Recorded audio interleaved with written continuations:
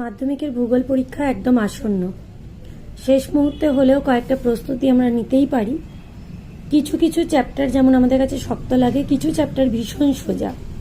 তার মধ্যে অন্যতম হলো প্রথম চ্যাপ্টারটি, নদী, বায়ু, হিমবাহ। এই তিনটের মধ্যে থেকে যেহেতু গত বছর নদীর ক্ষয়কাজ এসে গেছে, তাই আমরা ধরে নিতেই পারি হিমবাহ এবং বায়ু আমাদের কাছে ভীষণ ভীষণ ইম্পর্টেন্ট। হিমবাহ এবং বায়ুর ক্ষেত্রে খেয়াল রাখতে হবে, মূলত এদের ক্ষয়ের ফলে গঠিত ভূমিরূপই কিন্তু মাধ্যমিকে এসেছে।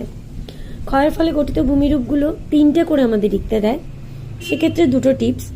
এক হলো, আমরা যখন তিনটে ভূমিরূপ লিখব তখন শেষে বাকি ভূমিরূপগুলো যে আমরা জানি সেটা উল্লেখ করতে ভুলব না। তাদের ব্যাখ্যা না করলেও শুধুমাত্র নাম অবশ্যই উল্লেখ করব। আর দুই, এমন ভূমিরূপই আমরা ব্যাখ্যা করব যেগুলোর চিত্র আমাদের কাছে সোজা মনে হয়। তার সাথে তার কিছু উদাহরণ দেব। নদীর সঞ্চয়ের ফলে গঠিত ভূমিরূপও কিন্তু এক্ষেত্রে কম হলেও ইম্পর্টেন্ট।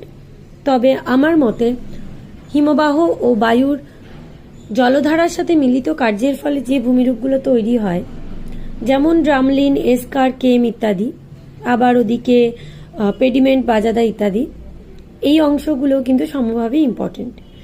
তাই অ্যাজ আ হোল বলতে গেলে আমি বলবো চারটে প্রশ্ন আমরা এখান থেকে গুরুত্ব দিয়ে পড়ব।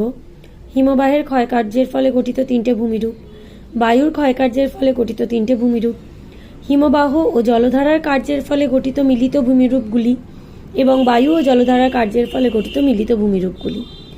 ছোট প্রশ্নও কিন্তু যদি আমরা লক্ষ্য করি, আমরা দেখব এসেছিল জলবিভাজিকা থেকে, মানে গতবারে মূল গুরুত্বটাই দেওয়া হয়েছিল নদীর উপর। সেক্ষেত্রে ছোট প্রশ্নের ক্ষেত্রে বাকশৃঙ্গ, হিমরেখা, হিমশৈল, বায়ুর ক্ষেত্রে বালিয়ারি, লোয়েস, এই কয়েকটা স্পেসিফিক জায়গাতে আমরা 3 নাম্বারের জন্য গুরুত্ব দেব।